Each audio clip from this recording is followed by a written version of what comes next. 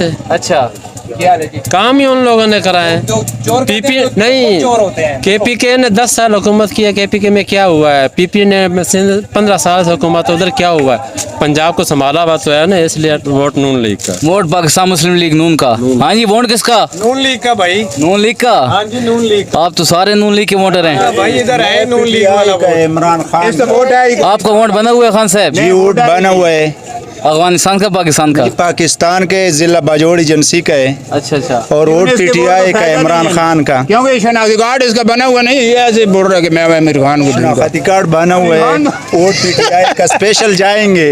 किधर? अफगानिस्तान? नहीं, बाजोड़ और जिला बाजोड़ जहाँ हम वोट डालते। वोट देने जाएंगे। इमरान खान तो जेल में, फिर क्या करेगा? इमरान खान जेल में वजीर आजम बना के रहेंगे। जेल में बैठ, बड़े राजी होते जेल जेल में बैठ के बनेंगे। जी, जेल से बाहर आएंगे और ऐलान होगा इमरान खान वजीर आजम। ऐलान हो